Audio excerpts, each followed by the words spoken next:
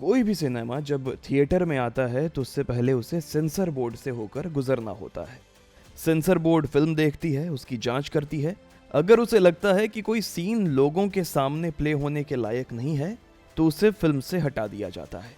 कई बार इतने कट्स दिए जाते हैं कि फिल्म की लेंथ छोटी हो जाती है और कई बार तो फिल्म रिलीज भी नहीं हो पाती। अब ये सेंसरशिप ना केवल सिनेमा घरों तक ही सीमित था, लेकिन अब ये दावा किया जा रहा है कि सोशल मीडिया यानी कि फेसबुक, इंस्टाग्राम, एक्स, यूट्यूब और ओटीटी के तमाम प्लेटफॉर्म्स पर भी एक तरह के सेंसरशिप को एनरोल कर दिया जाएगा और इसे किया जाएगा ब्रॉडकास्टिंग सर्विस रेगुलेशन बिल 2024 की मदद से। कहा जा रहा है कि बजट सेशन जो कि अभी चल रहा है उसमें ही बिल का ड्राफ्ट पेश किया जा सकता है। लेकिन ऐसा क्या है इस ड्राफ्ट में जिसने कंटेंट क्रिएटर के कान खड़े कर दिए हैं और उन्हें डर है कि सरकार उनकी फ्रीडम ऑफ स्पीच में सेंधमारी कर सकती है। अब इसे बारी बारी से समझते हैं। तो 2023 में सबसे पहले ब्रॉडकास्टिंग बिल की बात सामने आई थी। लोगों के सामने इसके ड्राफ्ट को भेजा गया ताकि राय शुमारी की जाए, राय मशवरा लिया जा सके। हालांकि ड्राफ्ट में काफ़ी चीज़ों पर क्लैरिटी नहीं थी, उसी में से एक था सोशल मीडिया को लेकर ड्राफ्ट के नॉर्म्स।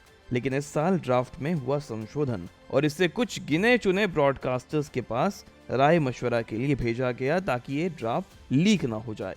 लेकिन इधर उधर से तो बात निकल ही जाती है और निकल गई। ड्राफ्ट में जो इंडिविजुअल व्यक्ति है जो कि न्यूज़ बनाकर अपने चैनल पर चला रहा है उसे अब न्यूज़ ब्रॉडकास्टर की तरह देखा जाएगा, न्यूज़ ब्रॉडकास्टर की संज्ञा दी जाएगी। और अगर ऐसा होता है तो उसे अपना चैनल चलाने के लिए मिनिस्टर ऑफ ब्रॉडकास्टिंग के अंदर रजिस्ट्रेशन करवाना होगा। वीडियो और कंटेंट के लिए सरकार एक अलग मापदंड लेकर आ सकती है जिसके दिशा निर्देश को देखते ही सामने वाला व्यक्ति जिसे न्यूज़ ब्रॉडकास्टर की संज्ञा दी गई है वो न्यूज़ या कंटेंट बना सकता है।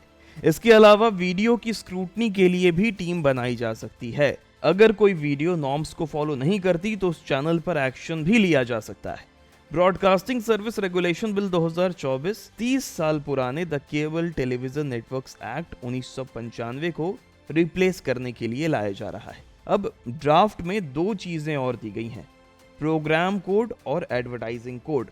अब इस कोड में क्या है नहीं मालूम, लेकिन अगर the cable television network act 1995 में इस कोड की बात करें, इसे देखें तो वो कहता है कि आप ऐसा कोई कंटेंट अपने चैनल पर नहीं चला सकते जो कि एंटी नेशनल है या देश के खिलाफ घृणा फैलाता है। YouTube पे जो चैनल न्यूज़ या अपना कंटेंट बना रही है उनके मुताबिक सरकार उनके कंटेंट पर अंकुश लगा सकती है, क्योंकि अगर ये ड्राफ्ट बिल में तब्दील हो गया और लागू हो गया तो उनके कंटेंट पर पूरा कंट्रोल सरकार का हो जाएगा।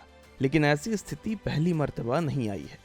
इससे पहले 2021 के आईटी रूल्स में भी इसी तरह की बात सामने आई थी जिसमें डिजिटल न्यूज़ पब्लिशर और ओटीटी प्लेटफॉर्म्स को जोड़ा गया था। लेकिन बात कोर्ट में चली गई और मद्रास हाई कोर्ट ने आईटी रूल 9(1) और 9(3) पर स्टे लगा दिया कि ये फ्रीडम ऑफ प्रेस की अवहेलना करता है। ब्रॉडकास्टिंग सर्विस रेगुलेशन 2024 ड्राफ्ट में यह भी कहा गया है कि न्यूज़ ब्रॉडकास्टर को अपने काम की सूचना सरकार को देनी होगी। इसके साथ ही साथ अपने खर्च पर एक कमेटी का गठन करना होगा जिसकी डिटेल भी सरकार के साथ शेयर करनी होगी। और अगर ऐसा नहीं करते हैं तो न्यूज़ ब्रॉडकास्टर को 50 लाख से लेकर 2.5 करोड़ रुपए तक का जुर्माना हो सकता है। इसके अलावा भी ड्राफ्ट में कई चीजें हैं जिसको लेकर अभी कोई खुलासा नहीं हुआ है। जब ये ड्राफ्ट संसद में पेश होगा तो हंगामे के पूरे आसार हैं और हो सकता है कि आईटी रूल 2021 में हुए संशोधन के बाद जिस तरह यूट्यूबर कोर्ट के पास पहुंचे थे, इस ड्राफ्ट के पेश होने के बाद भी इसी तरह का कोई कदम उठाया जा सके। लेकिन देखते हैं कि ये ड्राफ्ट कब संसद में पेश होता है और उसमें कौन कौन से प्रमुख बिंदु हैं जो सामने आते हैं जिस पर से अभी पर्दा नहीं उठा है।